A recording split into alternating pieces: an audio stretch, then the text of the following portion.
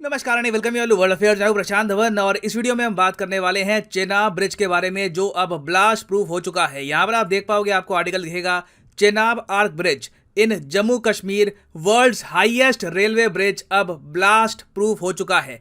इस पर एक्चुअली सबसे पहले ट्वीट करी थी प्रेस इंफॉर्मेशन ब्यूरो ने। यहां पर इन्होंने लिखा है, for the first time in the world with the help of DRDO this bridge has been made blast proof. और जो PIB की स्पेशल मैगजीन आती है न्यू इंडिया समाचार, उसमें स्पेशल इस पर आर्टिकल भी पब्लिश किया गया है। यहाँ पे आप देख पाओगे प्रोजेक्ट की कॉस्ट लिखी है, लेंथ लिखी है, उसके अलावा स्पेसिफिकली मेंशन किया गया है कि DRDO की मदद से ये ब्रिज अब ब्लास्ट प्रूफ हो चुका है। तो मतलब कि कल को अगर पाकिस्तान भी अटैक करता है तो पॉसिबिलिटी बहुत कम है कि इस ब्रिज को डैमेज होगा ना। इस वीडियो में हम बात करेंगे कि इस ब्रिज की लोकेशन लाइन ऑफ कंट्रोल के कितने करीब है, इस ब्रिज को ब्लास्ट प्रूफ कैसे बनाया गया है और इतिहास में किस तरीके से जंग में लगातार ब्रिज एक बहुत ही इजी टारगेट रहे हैं। काफी कुछ यहाँ पे आपको जानने को मिलेगा, मगर आगे बढ़ने से पहले आपसे क्वेश्चन पूछूंगा। क्वेश्चन यहाँ पर यह है, इस टॉपिक पर मैंने कल ही एक पूरी वीडियो अपलोड करी है, करीब 7-8 लाख लोगों ने वीडियो देखी थी। आपको बताना है कि भारत की अभी logistics as a proportion to GDP cost क्या है। इसको हम अभी इंप्रूव करना चाहते हैं, मगर अभी 2022 में क्या है, 14%, 36%, 10% या फिर 25%। बहुत न्यूज में था ये टॉपिक। कमेंट सेक्शन में सब लोग करो आंसर। सही आंसर मैं आपको दूंगा वीडियो के अंत में ना। हिस्ट्री में आप कोई भी वॉर उठा के देख लीजिए, चाहे वर्ल्ड वॉर 1 हो या वर्ल्ड वॉर 2 हो, ब्रिज डिस्ट्रॉय करना एक बहुत ज्यादा ऑब्वियस ऑप्शन होता है किसी भी मिलिट्री के पास। आप किसी कंट्री पे अटैक कर रहे हैं, आप इमीडिएटली ये चाहोगे कि इनके सोल्जर्स की मूवमेंट हम रोक पाए, क्योंकि अगर एक जगह कहीं पर इनके सोल्जर्स कट गए, लॉजिस्टिक सप्लाई इनको नहीं मिल पा रही, इनको वेपन्स नहीं मिल पा रहे, एडिशनल सोल्जर्स इनके हेल्प में नहीं आ रहे, तो आराम से एक जगह फंसे हुए सोल्जर्स को अटैक किया जा सकता है। इसलिए हमने रिसेंटली देखा कि रशिया ने भी लगातार यूक्रेन में बहुत सारे ब्रिज डिस्ट्रॉय किए, ताकि काफी बार यूक्रेन के सैनिक एक जगह फंस जाएं, उसके बाद रशियंस अटैक कर पाए। हालांकि ये टैक्टिक रशिया के केस में कभी काम किया है, कभी काम नहीं किया, क्योंकि प्लानिंग काफी खराब थी। मगर 1971 में इंडिया ने बिल्कुल प्रिसाइज प्लानिंग के साथ operation cactus lily carry out किया था। बहुत ही फेमस ऑपरेशन है। इसके अंडर हमने ईस्ट पाकिस्तान में, जो आज के समय बांग्लादेश है, यहां पर एक बहुत ही इंपॉर्टेंट ब्रिज डिस्ट्रॉय कर दिया था एयरफोर्स से। इस ब्रिज का नाम था मेघना हेली ब्रिज। और इस ब्रिज के डिस्ट्रॉय होते ही ढाका में जो पाकिस्तान के सैनिक थे ये बिल्कुल फंस गए थे, इनको रीइंफोर्समेंट नहीं आ पाई। और फिर इंडियन आर्म फोर्सेस के प्रेशर में आकर पाकिस्तान ने एक बड़ा सरेंडर किया था। 93,000 पाकिस्तानी सोल्जर्स सरेंडर्ड हियर। इसमें एक क्रिटिकल रोल था ऑपरेशन कैक्टस लिली का। तो अब ऑब्वियस सी बात है कि जब हम लोग चेनाब रेल ब्रिज बनाएंगे, वो भी पाकिस्तान की लाइन ऑफ कंट्रोल के बिल्कुल पास में, तो दिमाग में देखिए सवाल तो आएंगे कि जो हमने किया था ये भविष्य में हमारे साथ ना हो जाए। क्योंकि पहले एक बार को ना मैं इस ब्रिज की जो एग्जैक्ट लोकेशन है ये मैं आपको दिखाता हूँ। ओके, तो सबसे पहले मैं जूम इन करता हूँ चेनाब रेल ब्रिज की तरफ। यहाँ पर आप देख पाओगे ये है एशिया का मैप और ये है हमारा प्यारा भारत। और मैं यहाँ पे जूम इन कर रहा हूँ चेनाब रेल ब्रिज की तरफ, जो आपको मिलेगा जम्मू कश्मीर यूनियन टेरिटरी में। तो ये रही आपके सामने चेनाब नदी, ठीक है, ये चेनाब नदी है। यहाँ से इंडिया से होके ये नदी पाकिस्तान में जाती।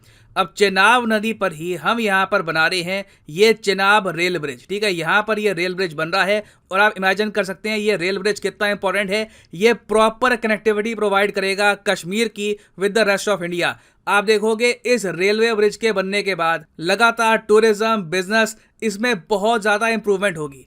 अब प्रॉब्लम देखो यहाँ पर ये है कि जो चेनाब ब्रिज है ना, ये लाइन ऑफ कंट्रोल के सिर्फ 60 किलोमीटर पास आपको मिलेगा। तो कल को अगर मान लीजिए हाइपोथेटिकली स्पीकिंग कोई स्मॉल स्केल वॉर हो जाती है, मैं यहाँ पर ये नहीं कह रहा कि पाकिस्तान की एयरफोर्स को हमारे एयर स्पेस में आने की आवश्यकता है।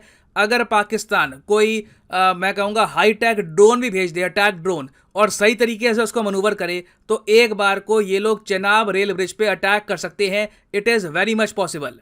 और ये कंसर्न बहुत से लोगों का है। आपको मेट्रो मैन ऑफ इंडिया के बारे में पता होगा, ई श्रीधरन साहब, ये पद्मश्री हैं, दिल्ली मेट्रो के चीफ रह चुके हैं इन द पास्ट।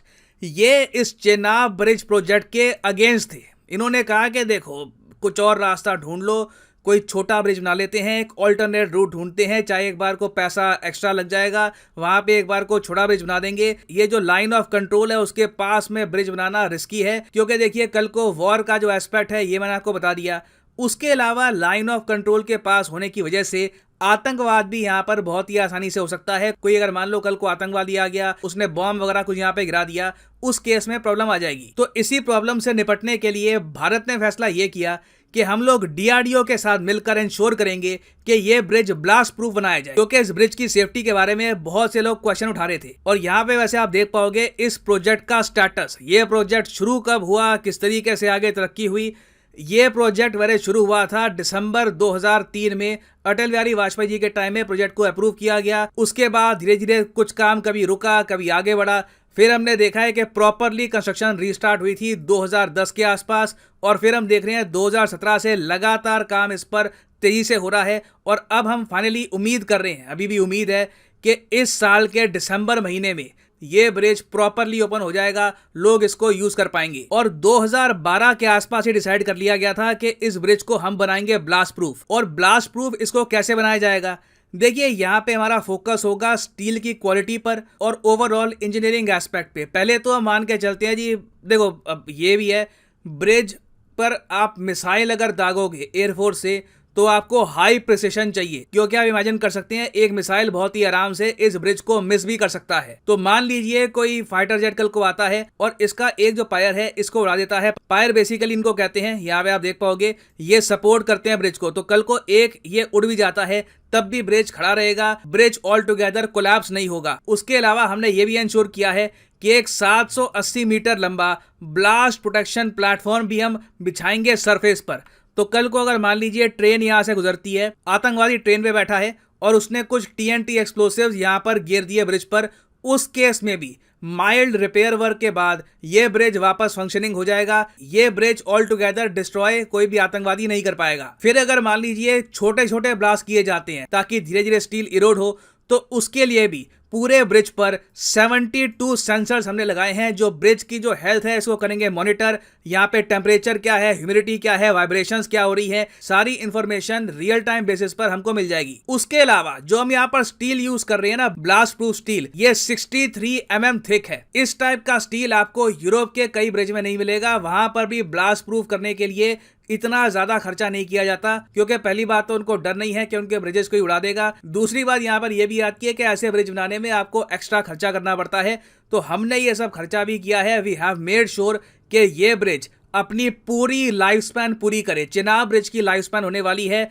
120 ईयर्स की। तो एक बहुत ही फेमस कहावत है, it is better to be safe than sorry. हम लोग एज ए कंट्री बहुत कुछ चेंज कर सकते हैं, बट सैडली अपने पड़ोसी चेंज कर नहीं सकते, तो उसके हिसाब से इनको काम करना होगा। That is why Chenab arch bridge is now blast proof. Now वापस आते हैं अपने क्वेश्चन पे कि इंडिया की logistics cost as a proportion of GDP ये क्या है। तो सही उत्तर यहाँ पे है ऑप्शन ए, अराउंड 14%। अभी 14 से 16% के आसपास ये झूल रही है। हमारा टारगेट है कि आने वाले कुछ सालों में इसको 10% लेके आएंगे अंडर नेशनल लॉजिस्टिक्स पॉलिसी। बहुत इंपॉर्टेंट है एग्जाम पर्सपेक्टिव से, इसको याद रखना। और फाइनली यहाँ पर मैं ये भी ऐड कर दूं कि आप किसी भी एग्जाम की तैयारी कर रहे हैं, चाहे UPSC, SSC bank, NEET, IIT, JEE, comment section में जाओ इस वीडियो की और यहाँ पे पिन्ड कमेंट में आपको मिलेगा ये लिंक, और यहाँ पे आप परचेज कर सकते हैं the course of your choice. For example let's say आपको परचेज करना है आईआईटी एग्जाम का कोर्स, तो सिंपली यहाँ पर क्लिक करिए आईआईटी पर और यहाँ पे आप परचेज कर पाएंगे कोर्स ऑफ योर चॉइस। और जो प्राइसेस यहाँ पर लिखी है ना, फॉर एग्जांपल यहाँ पे आप देख पाओगे लिखा है कि आप 42 मंथ का जो कोर्स है ये आप परचेज कर सकते हैं सिर्फ 1900 रुपये पर मंथ देकर। ये प्राइस पे करने की आवश्यकता बिल्कुल नहीं है। सिंपली यहाँ पर कोड यूज करिए PD10 और प्राइसेस गिरना स्टार्ट हो जाएंगे। ये कोड आपको डिस्काउंट देगा यूपीएससी, एसएससी, नीट किसी भी एग्जाम के कोर्स में on Unacademy. So use the code PD10 and save your hard earned money. So इसी नोट के साथ ये है वीडियो का अंत। Thank you for listening and as always God bless you all.